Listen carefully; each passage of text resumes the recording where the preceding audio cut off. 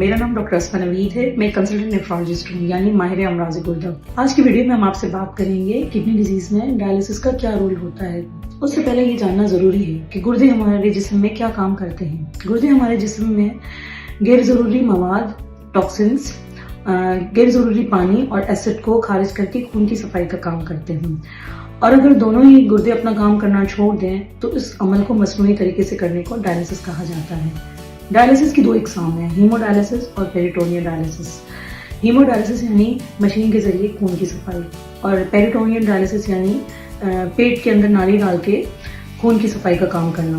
आज की वीडियो में हमारी डिस्कशन हीमोडायलिसिस पर है। हीमोडायलिसिस किडनी डिजीज में एक रूटीन ओपीडी प्रोसीजर है, यानी पेशेंट को हॉस्पिटल में दाखिल होने की जरूरत नहीं पड़ती।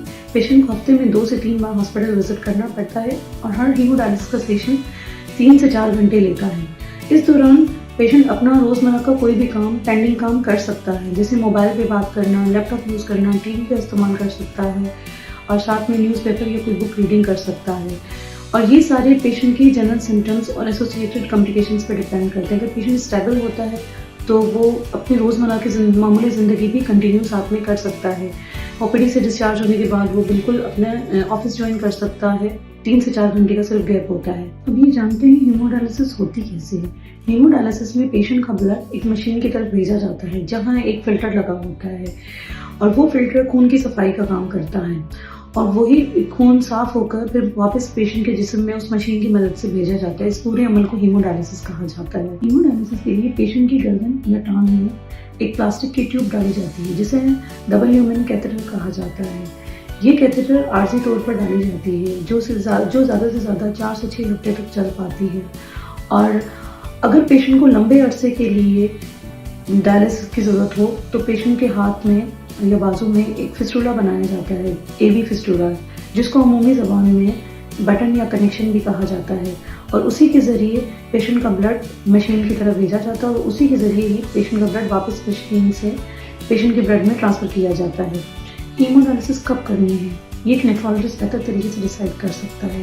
ये पेशेंट के general symptoms, extent of kidney damage और साथ में एसोसिएटेड कॉम्प्लिकेशन और साथ में जो उसको आर्जी या मुस्तकिल बीमारियां हों, उन पर डिसाइड किया जाता है।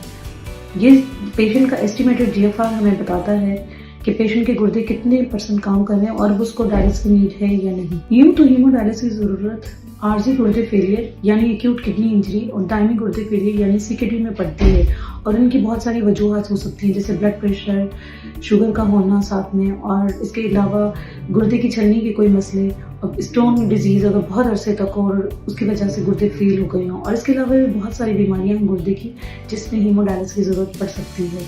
ये बेहतर तरीके से आपको एक नेफ्रोलॉजिस्ट बता सकता है। डायलिसिस पेशेंट की क्वालिटी ऑफ लाइफ, उसका एनर्जी लेवल, उसकी भूख, उसकी नींद, इन सब और इसके साथ एसोसिएटेड सिम्टम्स, इन सब को बेहतर करता है। जो किडनी डिजीज़ में पेशेंट को सांस फूलना, एनर्जी का कम होना, भूख की कमी, नींद का ना आना और जिस्म पर सूजन, पेशाब की कमी, ये सारे अलामात पेशेंट की डायलिसिस के बाद बेहतर हो जाती हैं। तो मैं आपसे ये कहती हूँ कि आप डायलिसिस से क्यों डरते हैं। अगर आपको डायलिसिस से रिलेटेड कोई भी फेयर हो तो आप हमसे रब्ता कर सकते हैं। मैं इंटरनेशनल हॉस्पिटल में कंसल्टेंट नेफ्रोलॉजिस्ट हूँ और मेरी टाइमिंग सुबह 10 से दोपहर 12 बजे तक के हैं। तो आप तशरीफ़ ला सकते हैं और आप मुझसे अपनी किडनी डिजीज़ से रिलेटेड या डायलिसिस से रिलेटेड कोई भी प्रॉब्लम हो शेयर कर सकते हैं।